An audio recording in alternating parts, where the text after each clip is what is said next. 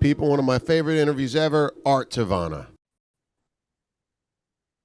All right, we have Art Tavana, author of Goodbye Guns N' Roses, The Crime, Beauty, and Amplified Chaos of America's Most Polarizing Band. Dude, there's three books that have blown my mind out of the thousands of, maybe not thousands. No One Gets Out of Here Alive, Fargo Rock City, and your Wow. book. All just, those were three books that just have just changed what was going on to me. And this book is incredible, man. Wow. I mean, look, just the two first books you mentioned, Fargo Rock City and No One Here Gets Out Alive are like, I mean, if I was going to like create a list of the greatest rock books or music, like the books that I would recommend to like my students or my friends, whatever, those would be the two first books in the world of like music criticism. I mean, I love Danny Sugarman and Chuck Klosterman's so great. I interviewed him for this book as well, and I'm like his biggest fan. Yeah, he's great. And Mhm. it's a point of view. I as you read it, you go, does everybody get this? You have to be ready for this. Your book, it's funny, one of my favorite books of the past few years was the Jim Carrey Memoirs and Misinformations. Oh, so good. But I don't think people would have liked it that wanted a Jim Carrey book. I mean, it was incredible, but I don't think it, if you're looking for that Jim Carrey story, first level, it's not gonna be fun for you. Yeah, this book was avant-garde and weird. It's a bizarre, the story behind the book, I think, is ultimately like I said this to Playboy magazine whenever I turned in a piece. I go, the story behind writing the piece was bizarrely more interesting than the entire piece itself. I mean, the book is really fascinating and cool, but like the experience of how the book came about, what happened, why I wrote it the way I wrote it, why I changed it from like a rock bio into this weird sort of filmography slash aesthetic study of a rock and roll band or an artifact of Americana. Like that didn't even like it didn't register for a lot of people. And I think the GNR fans who understand culture or the arts in some more sort of like, I don't know, like in a more sophisticated way, I I guess. know, I was Kind of funny. I like, wanted to say that, but that's what it is. That's what it is. and I It's hate to word. say that, yeah, and I hate to say it because it makes it sound like, oh, there's some dumb fans out there. And no, it's not that. But like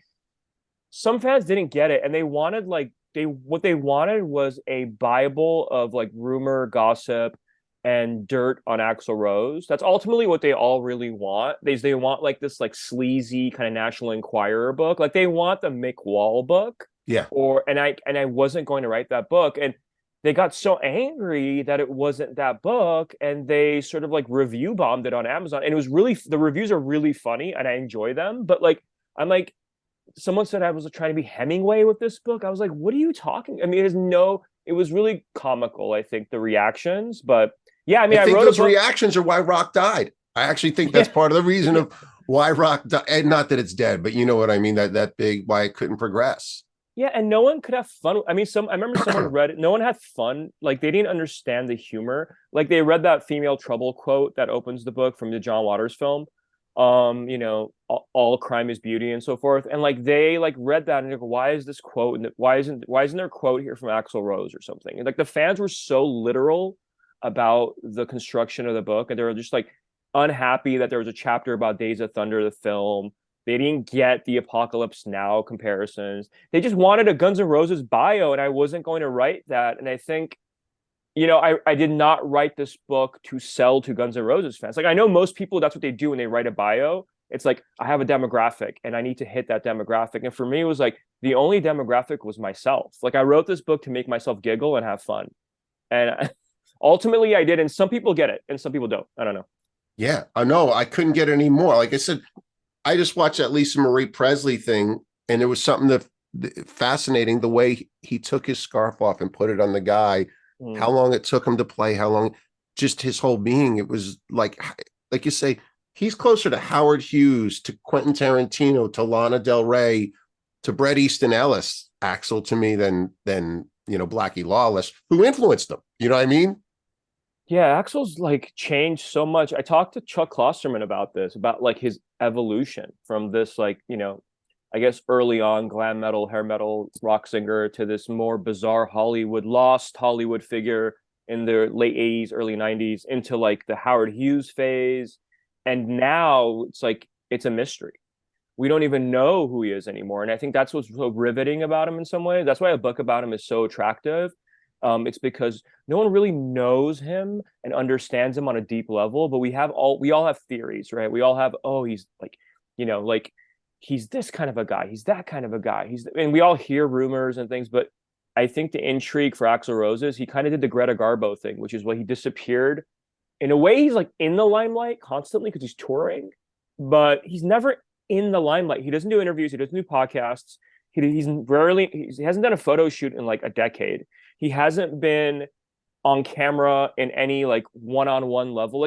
Like the Lisa Marie Presley memorial was shocking in a lot of ways because Totally. him doing a solo performance in front of a recorded, like a live audience. I know it's like more than that. It's a memorial service, but he's never done something like this. No. And it was crazy because as a Guns N' Roses fan, I was like, oh my God, this is like, this will never happen again.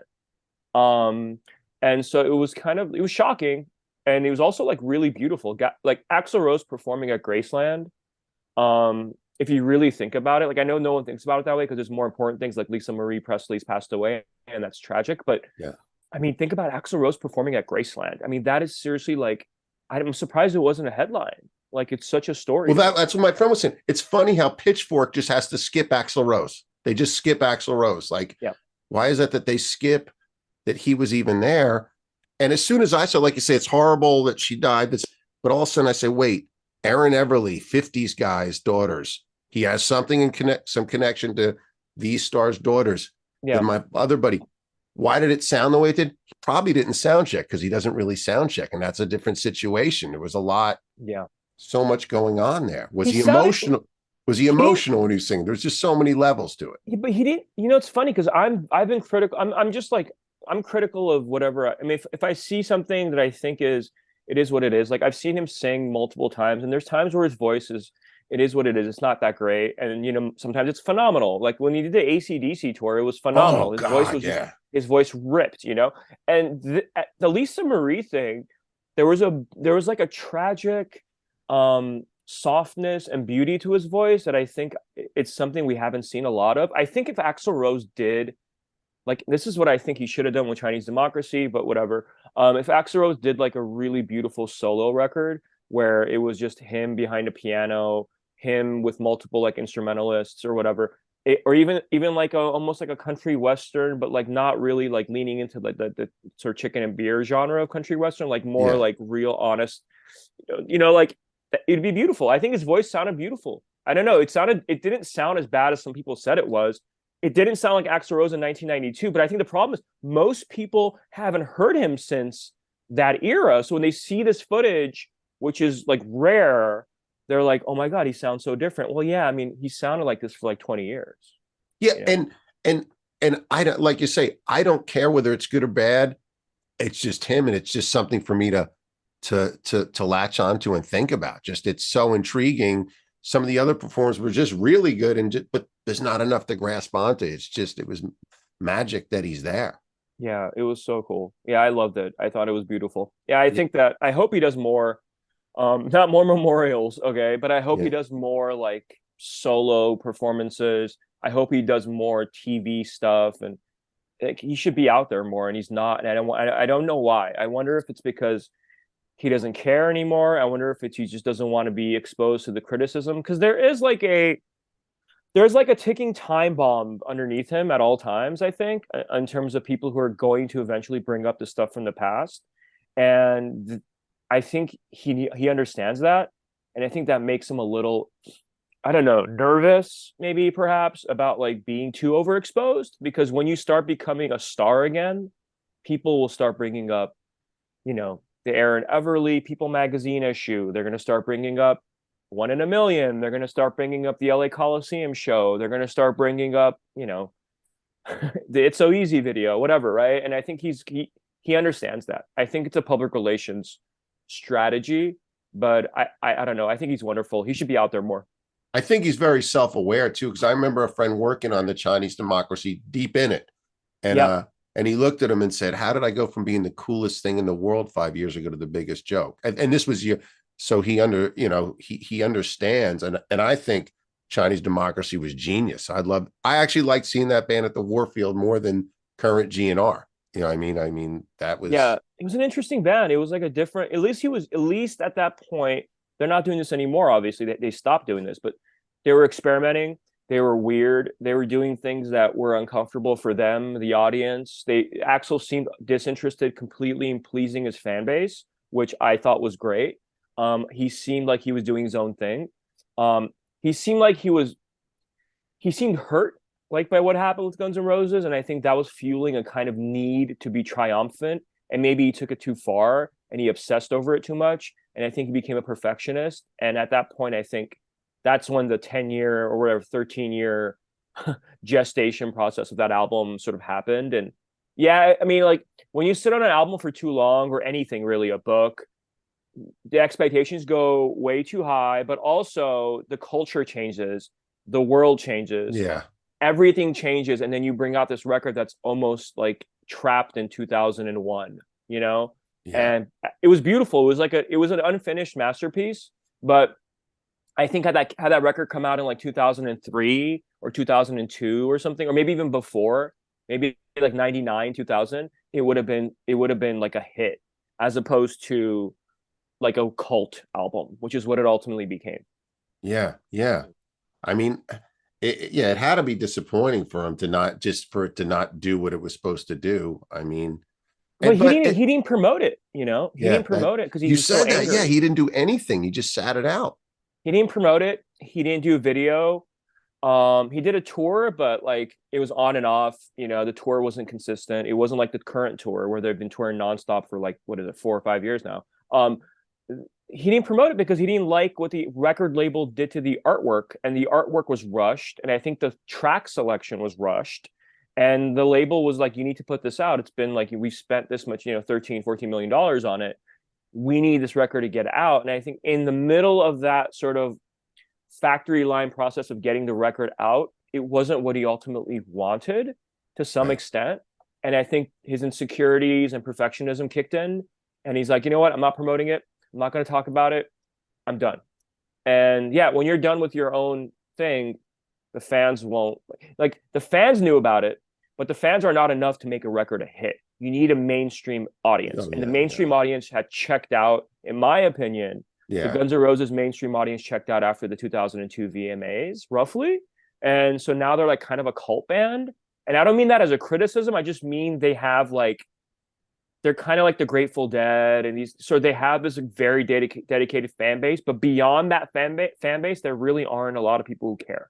Well, there's two things like you said in the book. He's like Tyson. He had this big chance for a comeback, and it did fall apart. Though me and you loved seeing it, Oh, and I him love being it. out of breath was like better than it just being good. But the eh, they only have two. Me and my friend were talking about this. Basically, three albums to go tour stadiums for. They keep packing them. That's not a Yeah, lot of material to keep touring fucking stadiums. I I mean, mean, they could throw really, as many covers as they want, but it's not like the Stones or Aerosmith or something where they really have a lot to tour on. no. I mean, if you really think about it, the actual Guns N' Roses, like the band that we sort of know as Guns N' Roses properly, really only has, to be fair, like one album and a half.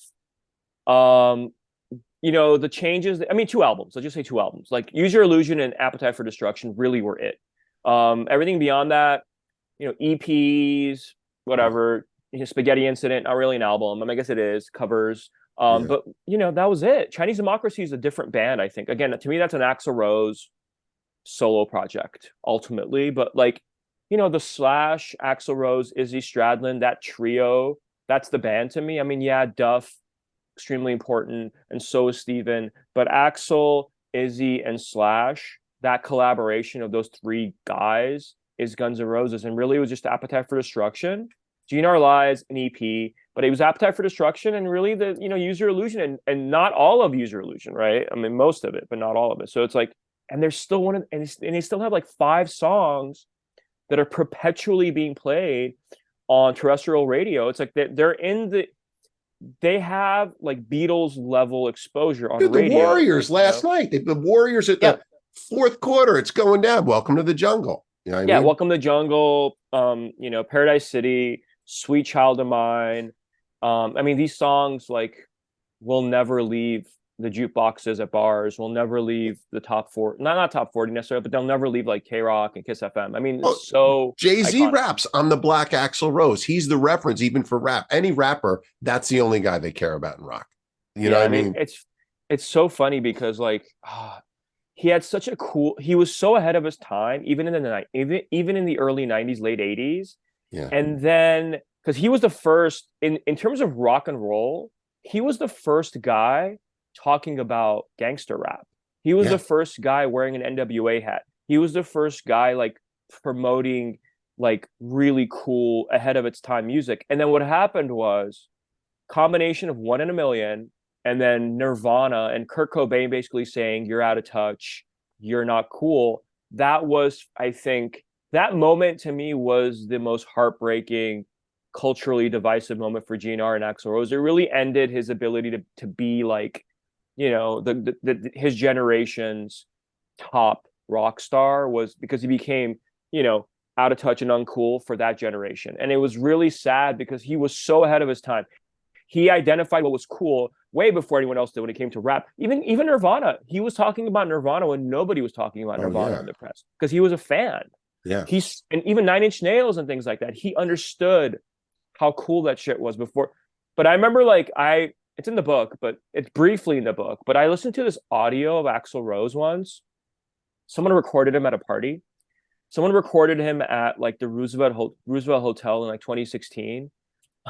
Unbeknownst to himself. I mean, he was just it's fucked up that someone recorded him, but I heard the audio and he was talking about a lot of different things. And one of the things he said, and it's really sad and it was poignant, but it also speaks to like everything that like you should know about the kind of guy he is he said that like, and it was really sad. He said that all the artists, because someone talked about Kurt Cobain, and I think it was they were talking about Nirvana and things, and how Nirvana refused to tour with Guns N' Roses.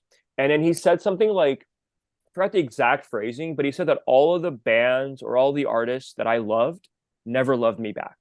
And it was like essentially that everything that he was so into always turned their back on him. Yeah. Like whether it was Nine Inch Nails, whether it was Nirvana, whether I mean they all just said, Axl, sorry, but like you're not one of us, you know? And it's kind of tragic because he was so epic and yet Yeah. he was such a pariah for some people. And I guess it was all one in a million slash the behavior between 89 and 93, which I Yeah. think he kind of like, I loved it in some ways, but It it was wasn't, dangerous. it Yeah. was dangerous and it was kind of like narcissistic, whatever. I mean, he hurt a lot of people along the way. Like James Hetfield of Metallica is never going to forgive him for the Use Yeah. Your Illusion tour behavior. So Yeah. it's like, it's one of those, it's like one of those things. It was fun to watch, but I think, you know, he burned like every bridge. Yeah. Yeah. Just insane. Yeah.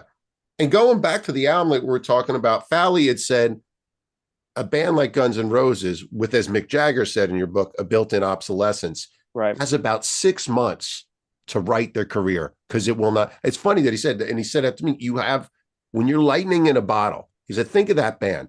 Nobody in that band can write a good song besides maybe Axl without each other. No one could even sit down, you know, Slash is okay. It's great that Bob Dylan recently said Duff's song was his favorite song of the year, but Axl's the only one that's made anything interesting to me, and nearly, in, you know, I mean, it's, Yeah. but yet together they make the greatest album that ever existed.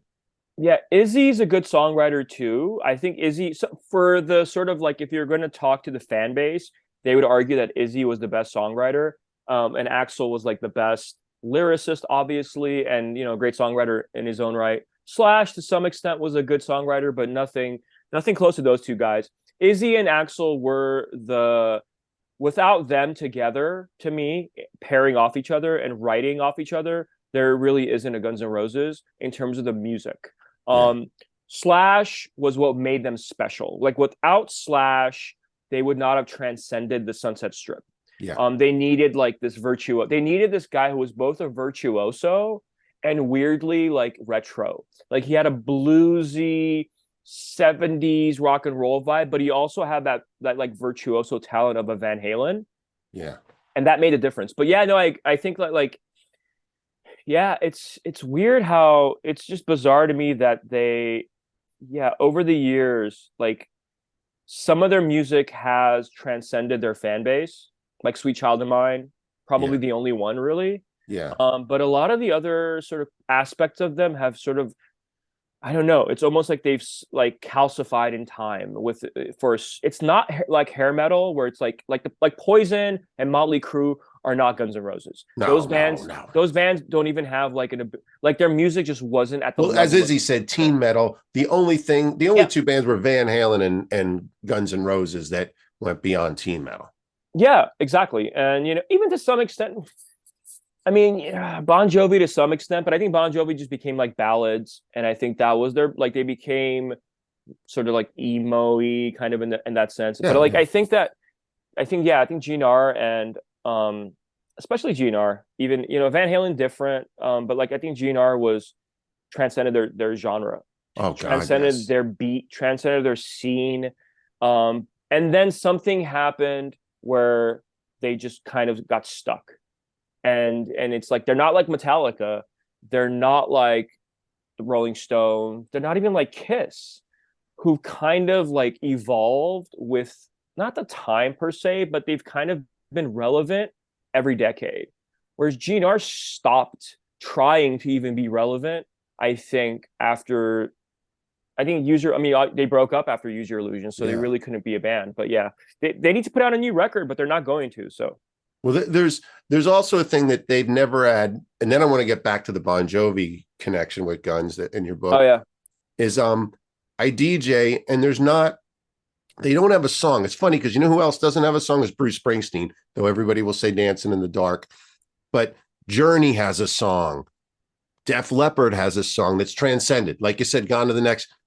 I know Sweet Child, but it doesn't get that light up of something they haven't had that movie, that thing that's Yeah. made a song go the next to the next level, the next They place. don't it's the thing. Sweet Child of Mine's the closest because Yes. and it's been in like a couple really good scenes. Like I remember Can't Hardly Wait had a really good scene. That like 2000s teen sex comedy had a scene with Sweet Child of Mine that was great. But they've never, and obviously The Wrestler, but with Mickey Rourke. But People don't yeah, I don't scream. They don't scream the way if Don't know. Stop Believing or Sweet Home Alabama comes on. They don't scream. They never wrote a pure pop song.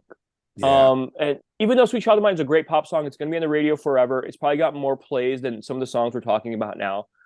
Paradise City, look, people at bars put that song on and they're jumping up and down. And these songs have a really big, like even November Rain, like it's not a party song or anything, but November Rain, when it comes to like an epic ballad, everyone knows it. It Yeah. has it has these like iconic Elton John lyrics that you'll always remember. But Mhm. there's something, yeah, they don't have a Don't Stop Believing. They don't have that kind of song where, you know, 13-year-olds will be singing for the rest of their lives or something, and their parents in the car together, like on a road trip. Like it isn't, No. they don't have that, they don't have that kind of a No hit. free. There's not a free falling. And Yeah. I was talking to one of my friends, and we were talking about something beautiful about Guns N' Roses, and people hate when I said is the stupidity of youth. Those arrangements are so dumb, but they're perfect. I mean, Yeah. you wouldn't, if you know how to write a song, you wouldn't write the way, well, this intro, this breakdown, they're just so wacky, but they were perfect. It's something you do in your 20s when you're wasted and not thinking. And somehow it just, I talked to a friend that watched them write Mr. Brownstone, still working on it at sound check at the Whiskey and then playing it that night. Yeah. I mean, it's crazy. Like that first album was just, there was a quality of recklessness to it and messiness to it. It was, look, they spent a lot of time in the studio. They had multiple producers. They had great sound engineers. They had great like artistic curators and advisors like Tom Zutat. I mean, it wasn't just let's get in the studio and record what we have and just let it ride. But like, and the same thing with Nirvana with Nevermind. It wasn't just, okay, we have songs, let's go to the studio, let's record them, we're done. You have to have a process of molding these into really good songs. But GNR was in a lot of ways one of the last bands to kind of have a set of songs that they created. They're essentially done. And they put those together, took it to the studio, really didn't change it that much, really had the same quality to them that made them special, and put it out. And look, Sweet Child of Mine, thank God they wrote that. I mean, look, here's the bottom line. If they never wrote Sweet Child, if they never made that video, And Welcome to Jungle was a hit, don't get me wrong. It made a lot of noise on MTV. It blew up on MTV, but Sweet Child transcended them in a way that, I mean, if it wasn't for them, Tom Zutaut recommended they write that right at the end because he said you need a centerpiece for the album. You need a hit.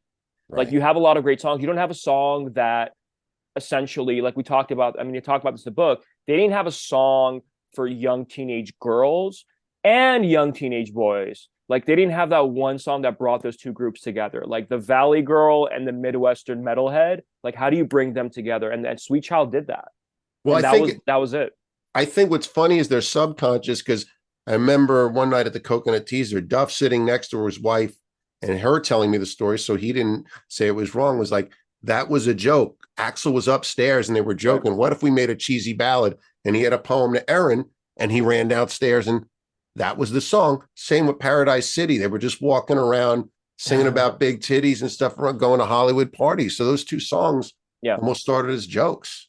Yeah, Sweet Child of Mine started as a joke. You know, it shows Axl's genius. I don't know. It shows his genius, but it also shows the difference between him and his bandmates, because Axl always kind of saw sentimentality and romance and this kind of Queen, Elton John kind of ability to connect with a different audience that the other guys did not see. You know, like Zutaut, I think, made a point, and I think Alan Niven made a similar point. Like, had it not been for Axl's kind of editing of the process, you know, like as kind of being their composer, if it wasn't for some of the stuff he did, you know, like Sweet Child of Mine, November Rain, and some of the changes he made to songs like Rocket Queen and things like that, I think they ultimately would have been like an AC/DC band where they put out really good rock records consistently, but they really don't differentiate that much. They're kind of not the same record every year, but like essentially they're the same, you know, kind of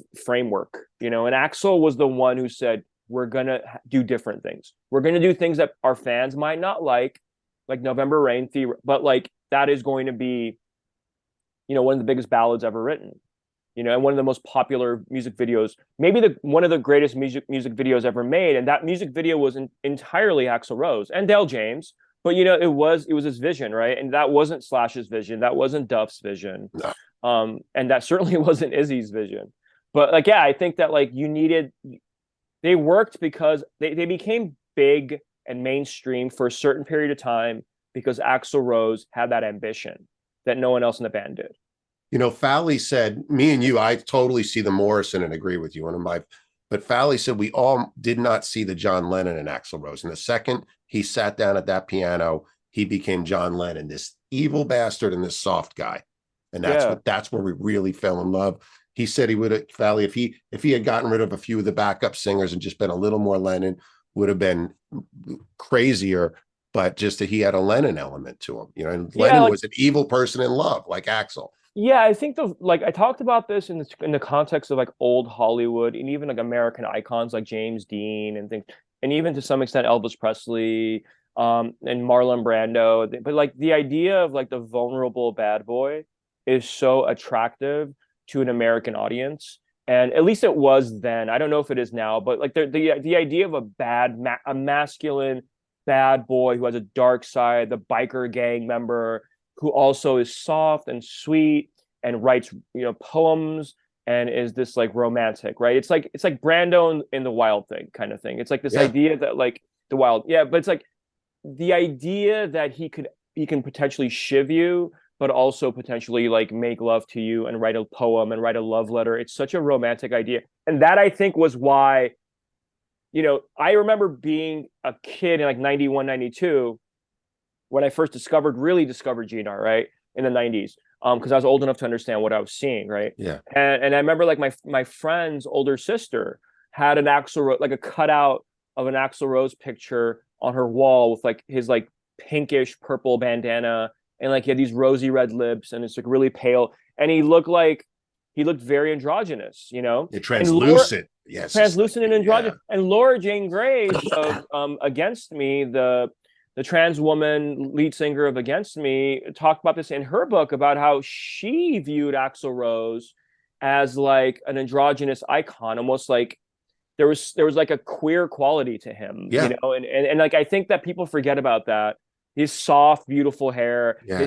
his very like subtle, gentle features, and Herb Rich captured this in those 91 black and white photos Yeah. in New Yeah. York, which is the cover of the Rolling Stone in 92. And I talk about that photo a lot, and I have that photo on my wall actually, but one of the originals. But I mean, to me, people forget about the beauty and the kind of almost queer romantic quality of Axl Rose because of One in a Million, which I Yeah. think was the worst. I think you could not have thought of a worse career move in the history of popular music. Like I can't think of a bigger career miscue in the history of popular music than One in a Million, other than like Kanye and things like that. But I think Kanye is already kind of like done with this. Like Kanye peaked with Yeezus. So after Yeezus, I don't really like whatever Kanye does is not really that. Axl Rose was at the beginning of his like ascent to being the biggest rock star, and he dropped One in a Million. This would have been like no one understands how crazy that is. Like Yeah. Yeah. in terms of career management, there was no logic for this band, and I think that's kind of beautiful. Like as much as that's like okay, yeah, the song was homophobic, song was racist, and so forth. But as what's remarkable and kind of cool and punk is how little he thought about his career, his pocketbook, his brand, his corporate sponsorships, his record label, his he just did what he wanted to do, and the consequences were disastrous, which was kind of I don't know. We don't see that anymore. You really never see that. Lana Del Rey is the closest thing we have to that in the last like decade. Yeah. Which and she's not that. She's very careful. She's very brand conscious. She's very image conscious. He wasn't. He was a loose cannon, and I think Darby Crash was a loose cannon. Axl Rose was a loose cannon.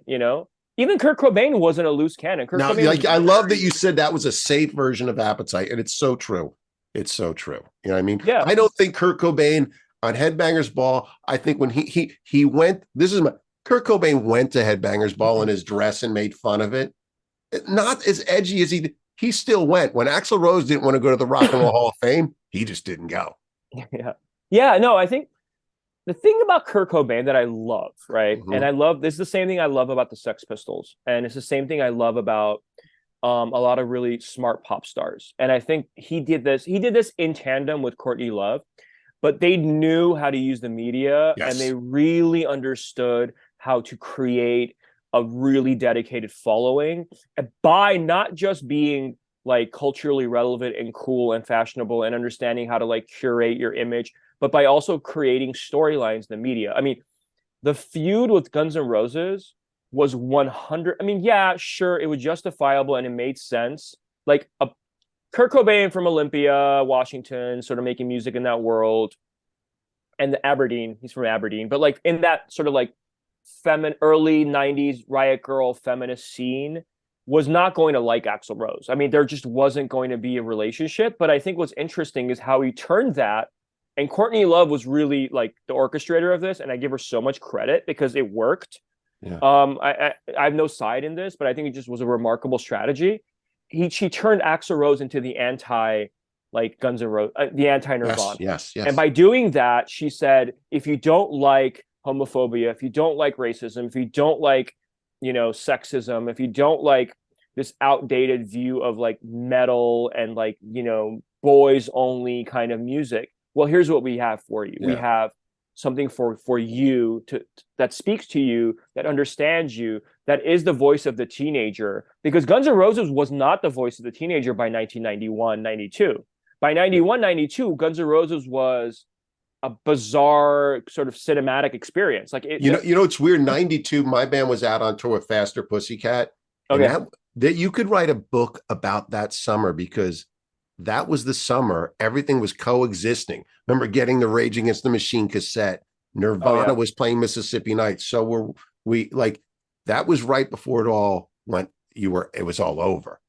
Yeah, that was 91, 92, 93, 94, that short period of time. I remember the VMAs because I was an MTV baby. I would just watch my television and I'd watch MTV all day. Most of my book is really informed by being, 12 years old watching Oh, I MTV, love right? your MTV version 1, version 2. Yeah, Yeah, but I MTV. think, if you watch that period of time, 91 through 94 MTV, you see this exact transition, which is like they're going away from glam and hair metal and it's transitioning towards more grunge, and then grunge becomes super commercialized, and then grunge becomes sort of the new hair metal in a weird way. Yeah, And that was really, it was an interesting time to be young and watching MTV because you saw the culture shift yeah, like dramatically, and then like your heroes are like fell. Like Axl Rose was just a fallen hero by 94. Like by 1994, Axl Rose was, and I hate to use this term, but in a lot of ways he'd become irrelevant. Like nobody, it wasn't that nobody cared. People cared. He was a mystifying figure. People were always fascinated with him and Guns N' Roses. But by 94, it was like gangster rap. It was, it was like bands that were like, Nine Inch Nails or yeah. whatever. Even Metallica was still doing new things. You had Tool. You had these kind of different things going on, and Guns N' Roses was kind of like yesterday's news. Even Nirvana was still like In Utero was still like if you were listening to rock and roll, people were still bumping In Utero in their car in '94. Well, that's So funny that you said, because Jeff, my buddy Jeff, that plays guitar for Smashing Pumpkins, and my experience in high school was in 91 to 92. I'm learning Cinderella, Gypsy Road, and Guns, freshman and so. By the end, I'm learning Dinosaur Jr., because Nirvana leads you to these other bands, yeah, Television, Nirvana. I had a split, two big splits in my high school, yeah. and which is how he developed his playing. Yeah, I think Pump Up the last chapter. No, the second to last chapter in the book, Pump Up the My Volume. favorite, my favorite movie. I mean, that Yeah, what a movie. great movie. And I use that movie as a jumping off point because to me that movie was interesting because that movie was really a good cultural, I don't know, like litmus test for what was going on in culture at that point. And that movie is not.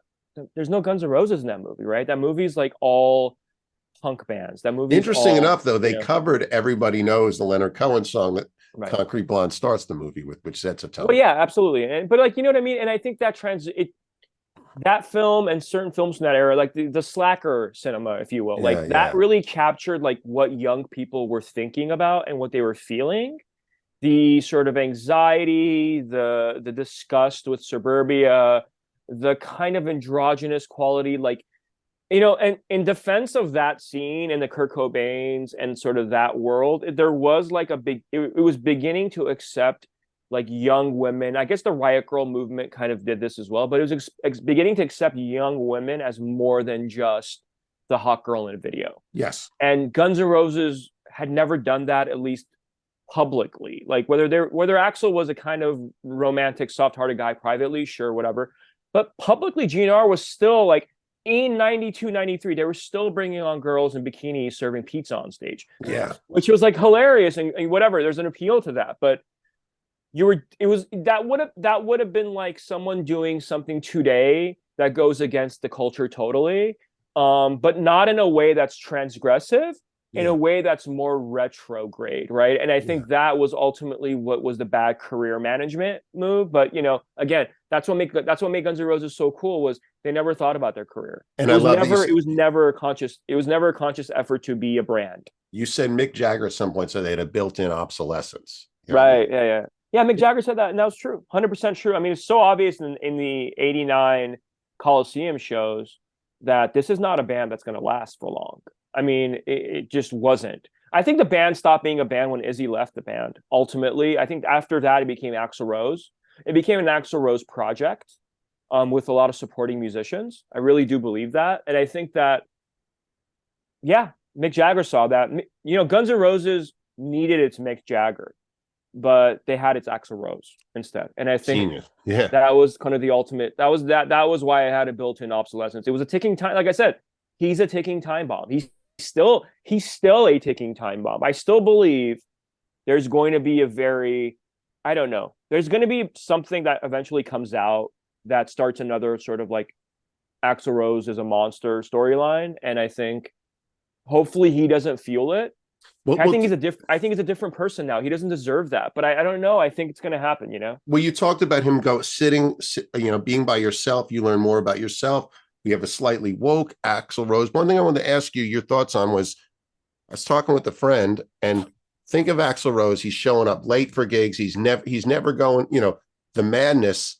He joins AC/DC ever since he's showing up early for gigs. Guns, like, what do you, something might have happened in that. It's really, if you think, that was a big change. That was the big change for him.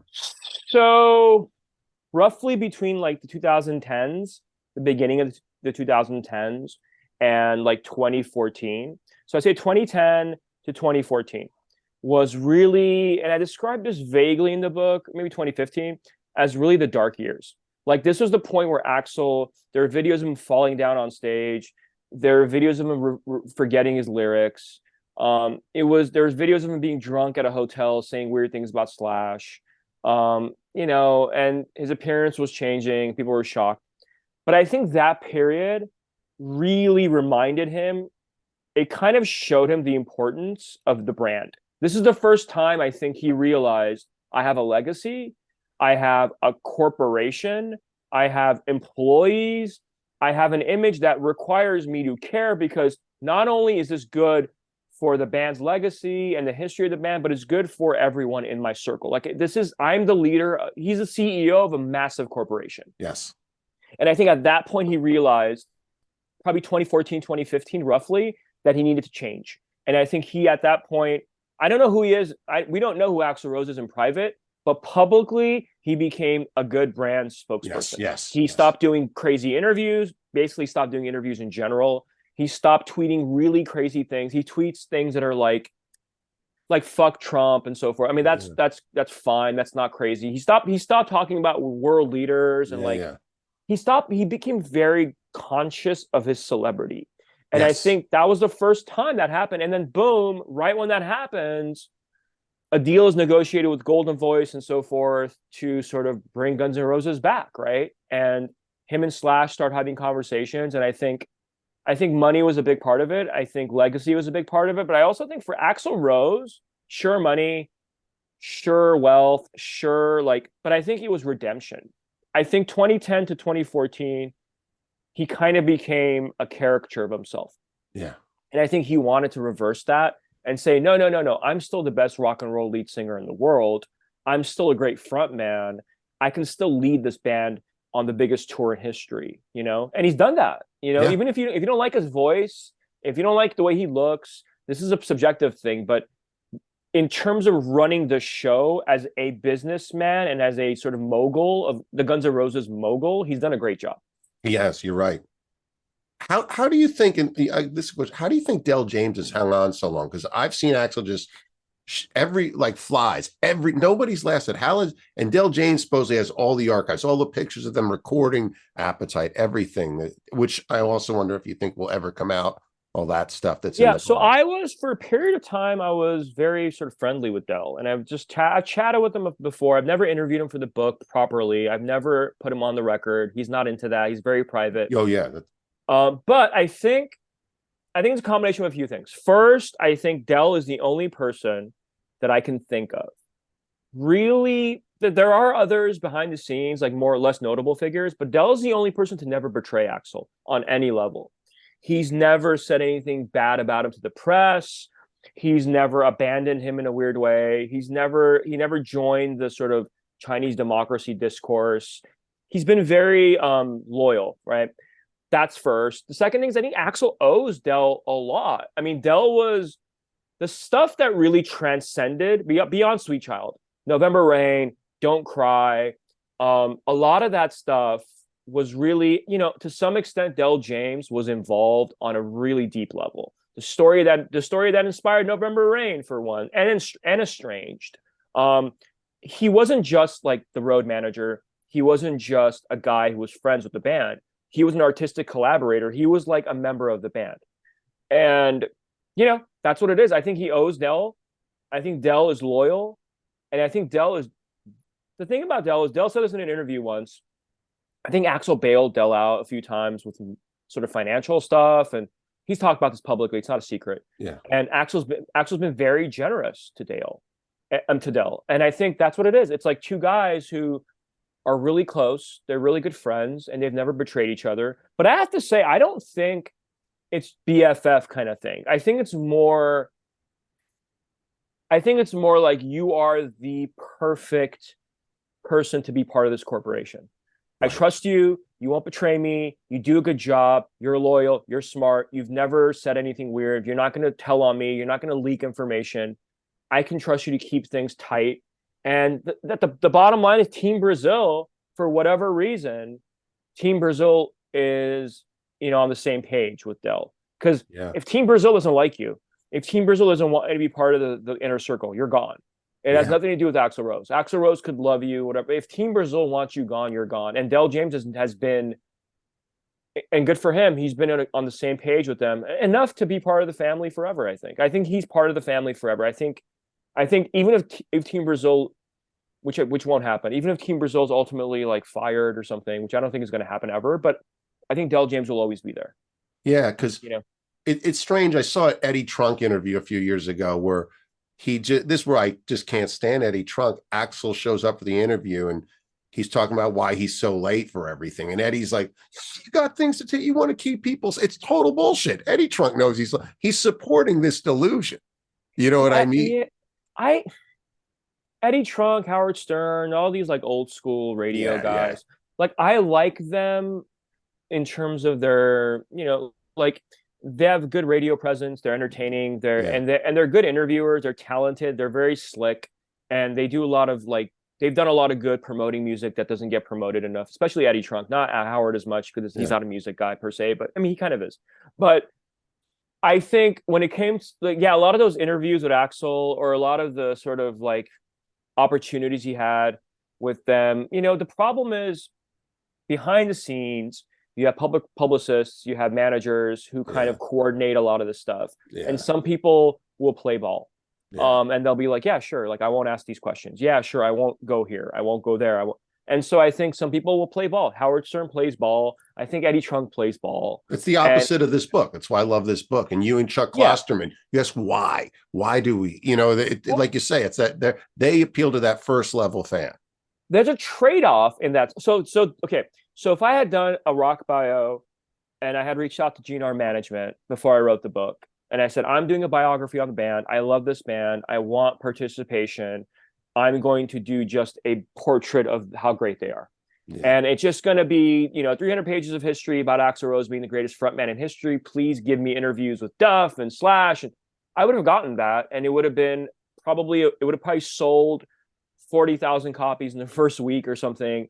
It would have been great. Right. But like, again, that book is not for me. It would have been like pulling teeth. I would have been so bored. I would have been completely deprived of any sort of joy and artistic like this book for me, like Fargo Rock City, I think. And it was like to do it alone without the participation of the band was required. It wasn't Yeah. like, oh, I didn't reach out to the band for this book. I did not want to interview band members for this book. And the reason why I didn't want to interview band members for this book is because it would have been dishonest because it would have been like I'm setting them up for like they would have been like, this is not the book we thought you were going to write. Number one. Number two, I didn't need them for this book.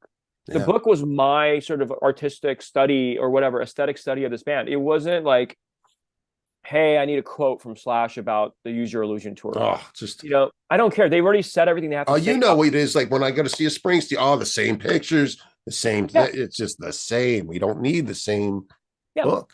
The only person I really wanted to interview, and to be fair, like I did reach out to him multiple times because I'm so fascinated by him. And I think he is the most interesting person for me in a lot of ways, was Buckethead. 100%. I'm so, dude, I think I the wanted only a person that freaked Axel out.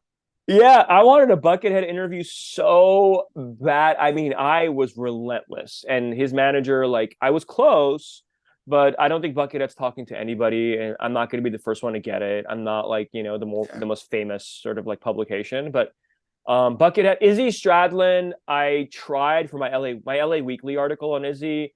Yeah. I sort of like I did everything I could do to get Izzy Stradlin to talk to me. Yeah. And if he wasn't going to talk to me then, he wasn't going to talk to me for this. So that was it for me.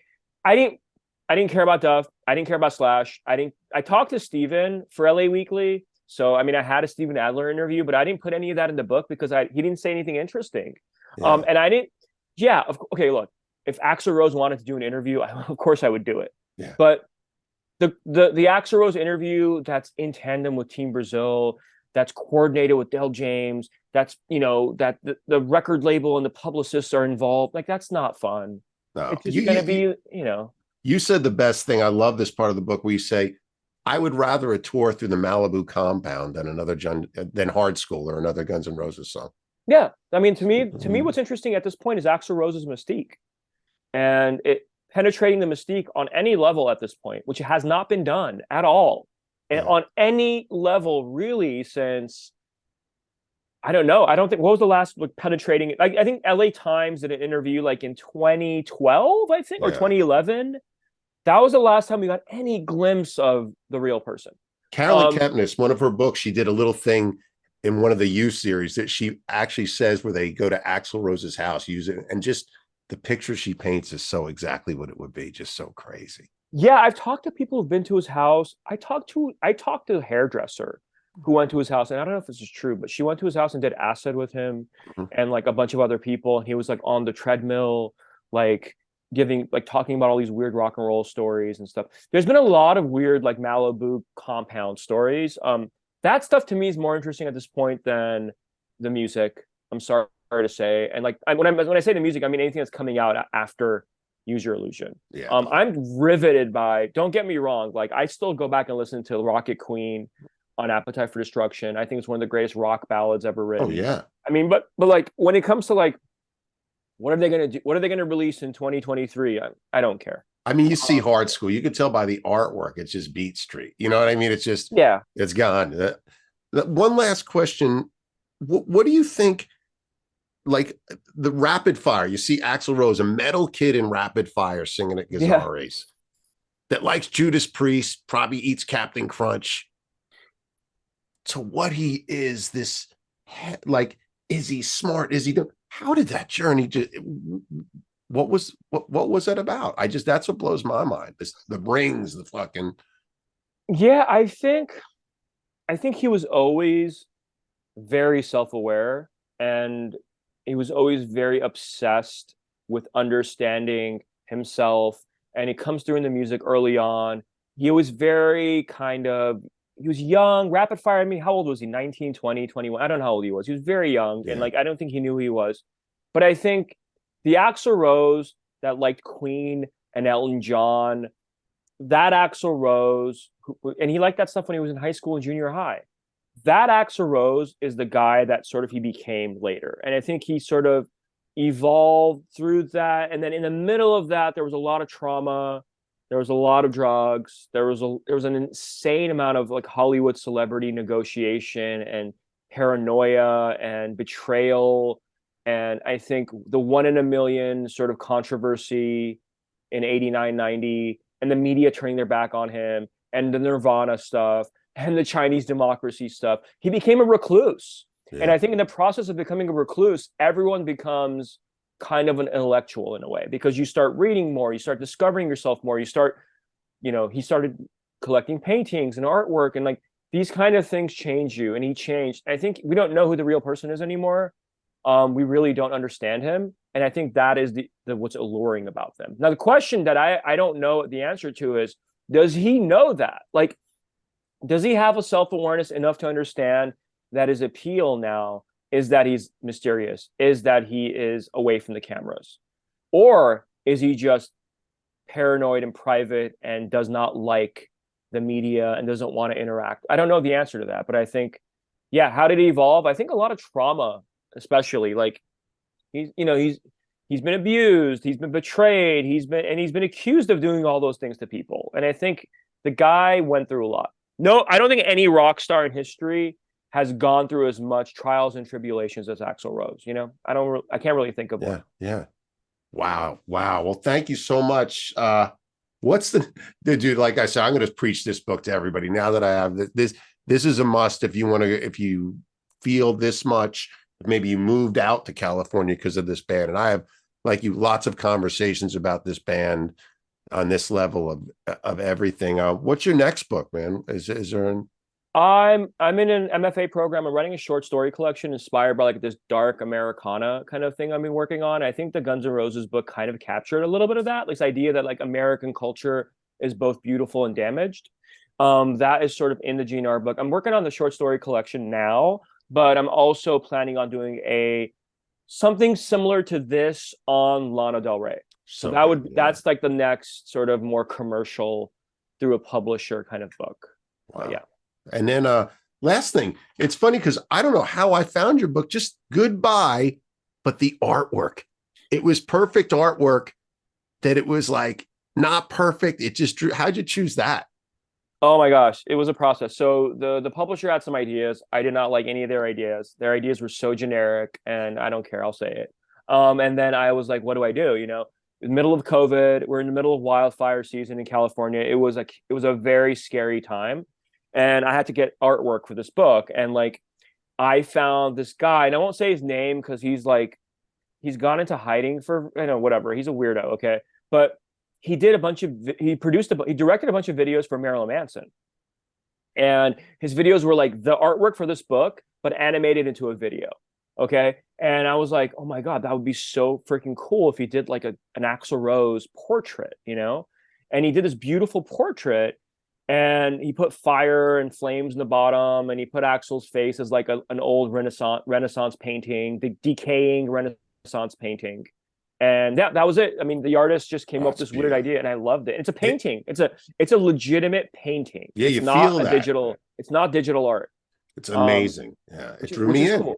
Yeah, And I went in, and yeah, wow. it's And it's a weird book. Yeah, the last thing I wanted to tell you that meant so much to me, because as a kid moving out at 18 and seeing the people around them hanging out at Wes Arkeen's apartment on Bronson, yeah, watching it freaked me out because I came from suburban New Jersey, watching so many people. It's a quote in Heat 2 where the guy says, you stand in the rain, you get wet. If you stand next to this guy, you die.